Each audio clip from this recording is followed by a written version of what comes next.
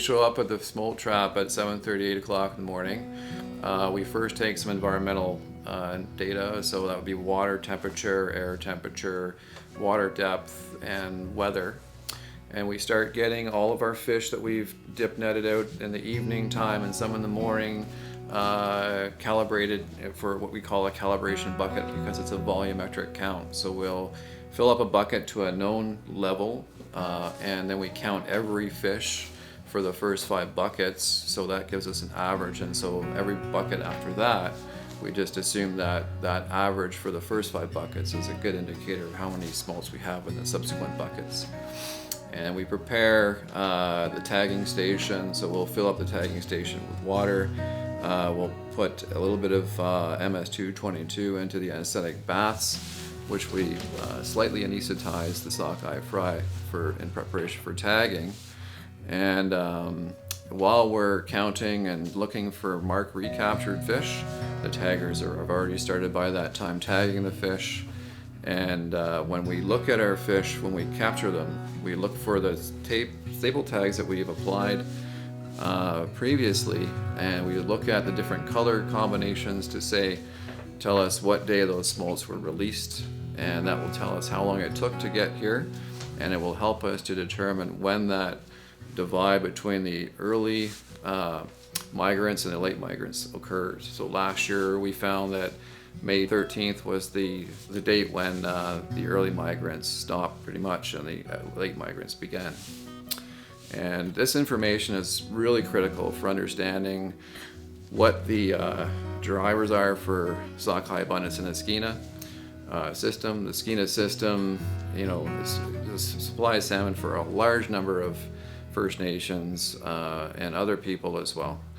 And 90% of those fish up to 90% can be from the babies. So understanding the babies smolt at migration and the numbers of smolts out migrating every year tells us roughly how well they're surviving in the lake. We also have fry survival data from Pinkett and Fulton. So if we see, from the fry to smolt survival rate, we can see how well they're surviving in the freshwater.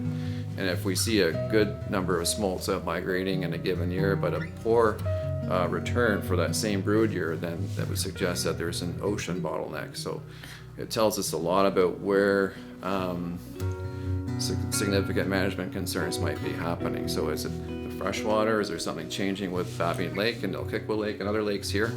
Or is it the ocean component? And then once we finish tagging the fish, we let them recover for about 3 hours. And then we transport them up until Elkikwa Lake, where we release them. We'll drive them up about 6 kilometers upstream, 6 to 8 kilometers upstream. And we slowly, gradually release the smolts as we drive at about a jogging speed towards Fort Babine. And the tagged smolts will disperse and mix with the untagged smolts. And then we recapture those here, and the proportion of tagged smolts to untagged smolts gives us a population estimate. And last year we had, I think, a 95% confidence interval for the early and lates of about 6 to 7%, which is pretty good. Yeah, so we're looking at genetics, and we're going to hopefully be able to tell the difference between populations using some of the tissue from the fish, and we match it to the biosample data so that we can tell if certain populations are bigger or smaller generally, and that type of thing. So pretty simple, but it's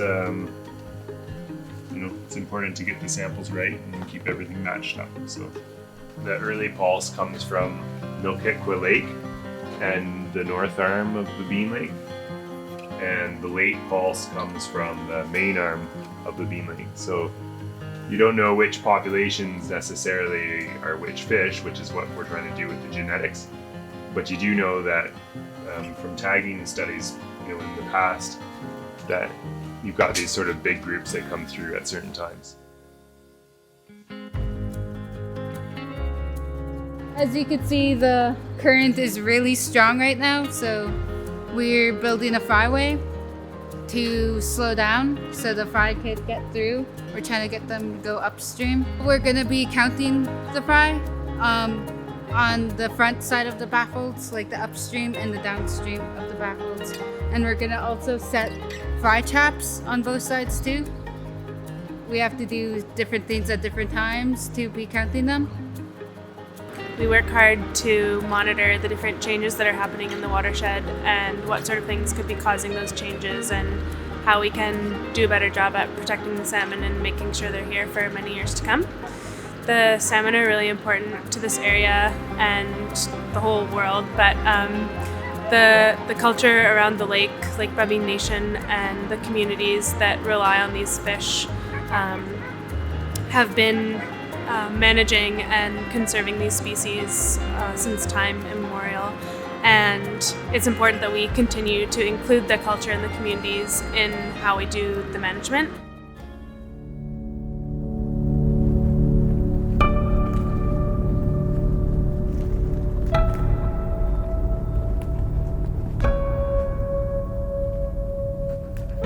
Today we've just completed a limnological survey of Nilkikwa Lake.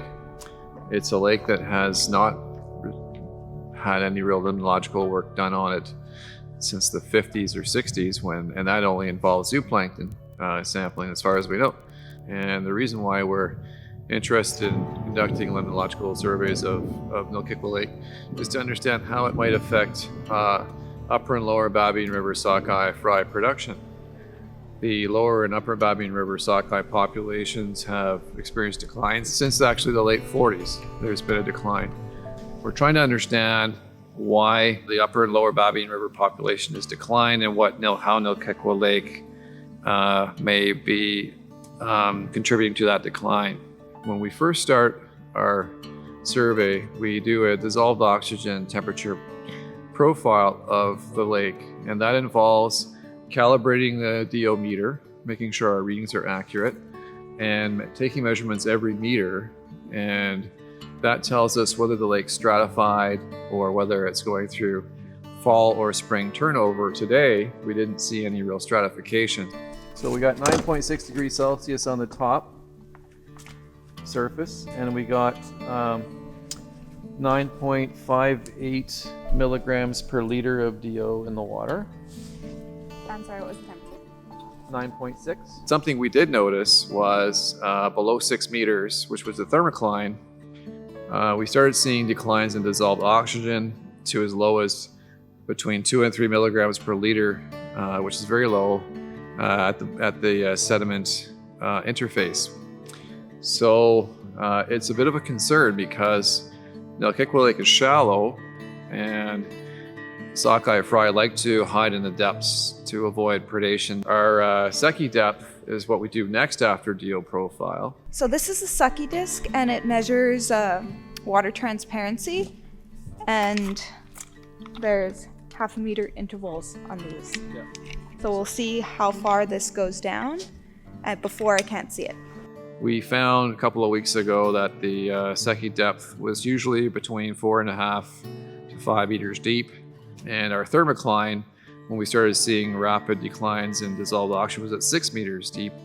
So these fry, if they're having to locate or distribute where there's suitable oxygen, are likely in a fairly bright zone, which might mean that they're a little more easy to capture for visual predators like rainbow trout, lake trout, burbot, and char, bull trout, and dolly varden. So a bit of a concern. And we also don't know why that dissolved oxygen is low, whether it's a natural situation where we have a lot of organic matter settling onto in the greater depths and being decomposed by aerobic bacteria. The aerobic bacteria consume oxygen and they break down that organic matter as it's their food source for them. And at the same time, they can deplete oxygen in the lower depths of the lake.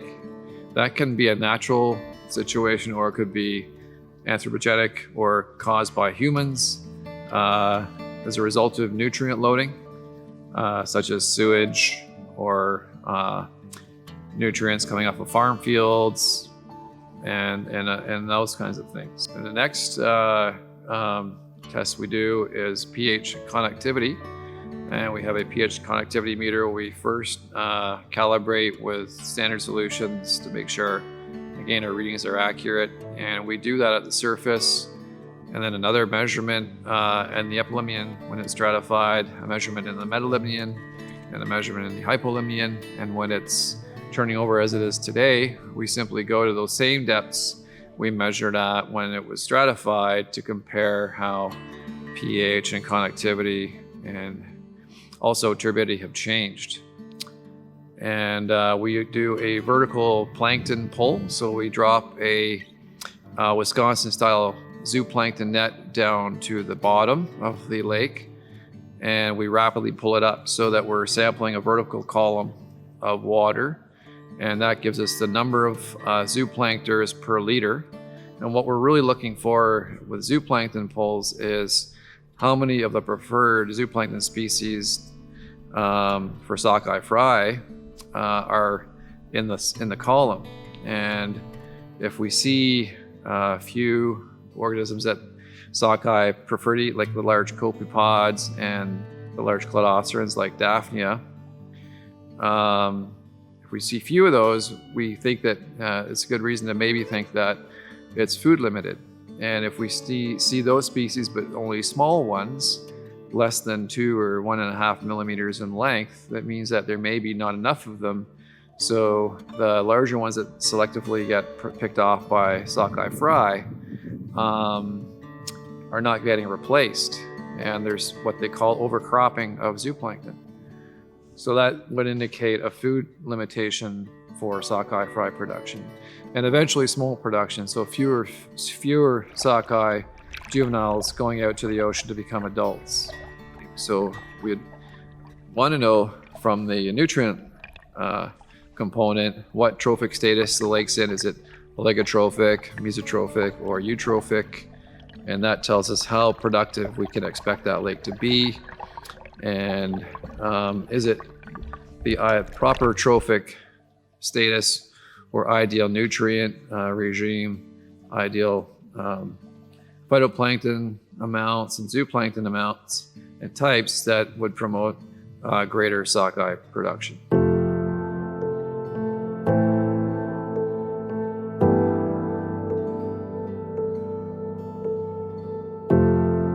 This fence here is what basically it started out as something we'd use to control how much salmon go through. We got pink, sockeye jacks, coho, jack chinook, steelhead. We catch any of those, we just mark them down. But mostly we want to just keep the sockeye for the members.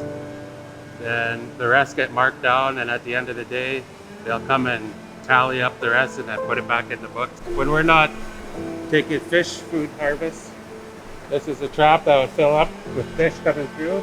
Just be right here, sitting here, and you let the trap open as they come through. We have individual counters here keeping track how much fish coming through and everything. Jack, chinook, coho, pinks, whatever is coming through. And they try to keep that as they do different shifts, 8 hours. So 2 hours at a time, we have different people coming in and just taking shifts on how much fish we get through. When the counting season is done, we'll pull everything up. You got these grates here. Those grates will then be ripped off the side of the fence here, and they'll be put outside the deck. And so you'll be having them all winter. They're like, this does not block the fish. So yeah, they do lift up the gates and they do lift up the grates. As members of the community come to pick up their sockeye here, but they'll go straight to the smokehouse and they'll smoke a good portion of that. They'll half smoke them, and they'll start canning them for the winter, and they'll start making dried fish strips that'll also last throughout the winter as well. So harvesting sockeye and getting it ready for winter time is definitely a big part of my life, and of course the members of the community and the elders that we look out for. And salmon harvesting is excellent. It's beautiful, and I couldn't imagine doing anything else other than collecting fish for the community and of course for myself as well. What we're doing is we're tagging sockeye to identify run timing. So we have certain colors deployed on certain days, and we know from the day that was deployed to when we find it in a tributary how long it took to get to the tributary, and also which population is running through the fence at which time. So when we kind of get this information together and understand runtime a little more clearly, we can actually target harvesting on the enhanced Fulton and Pinkett fish and do less harvesting on the wild fish. So we can rebuild those wild populations that are not as strong as the enhanced populations. It's the whole point of this. It's actually a pilot study. We're just seeing how well it works. Today we did water quality monitoring on Chazakwa Creek for the Community Economic Development Project. We measure different parameters of habitat quality in the streams for salmon spawning habitat. And so we measured alkalinity, hardness, and CO2 with test kits, and pH conductivity and dissolved oxygen with different meters. We also measure discharge in the creek using a swaffer, and we measured on 20 different locations across the creek. We also look at different habitat factors such as clarity, gradient, embeddedness, and substrate.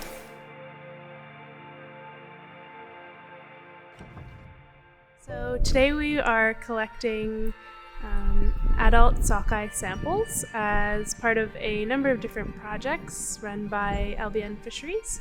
For this work, we net or grab post-spawn individuals. So these are carcasses that have been born here, made their incredible journey out to the ocean and come all the way back, and succeeded in contributing to the next generation of fish. And they're dead on the shore, and we pick them up and take a small tissue sample for a genetic analysis. And then we also take some general characteristics of the fish, so length and weight.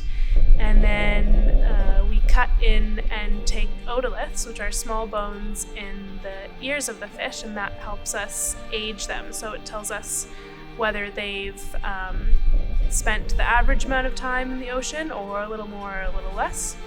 Gathering this type of information from populations, especially wild populations like we have here, is so important for conservation because it allows us to make management decisions early enough to protect the stocks that need it the most. And it also gives us information on stocks that are doing well and that can be managed in a different way. So as we can identify the populations that need the most protection, this helps us ensure that these fish are going to come back year after year and be here to support generations into the future. We are really proud to work with the communities and work with local people on all of the projects that we do, and they are very proud in doing the work as well, knowing that everything they're doing during the day and throughout the season is contributing to sustaining these fish for their children and their grandchildren for years to come. It brings First Nations and non-First Nations together to celebrate the smolt migration of sockeye from Babine Lake down the Babine River into the Skeena. It's a tremendous event. It brings people and cultures together so we can appreciate the resource and respect it, and also bring that awareness to the young kids that will be the future stewards of our lands and waters. An event like this is so important to bring all of these communities together to one place, which doesn't happen very often. I believe that salmon are important to us because they bring everyone together. And it's really important to provide this opportunity to celebrate such an amazing migration. You know, when the adults come back, it's really obvious and everyone gets excited about these big fish coming back in their bright spawning colors, but this event is celebrating younger fish that are very small, and sometimes people don't even know that they're starting this incredible journey out to the ocean. And it's important for us to highlight the fact that they're vulnerable now too, and we have to remember at this life stage when they're small and just sort of starting their life, we have to take into account all the threats and sort of barriers that they have to overcome now as well. I grew up around Babine Lake, and salmon is very important to me and my family. And that's what's kept us together for thousands of years and continues to bring us together. So I remember a couple years ago, I came here to go fishing, and the whole river looked like you could walk across it. There was so many salmon. I haven't seen that for a while now, and I would like that to be happening again.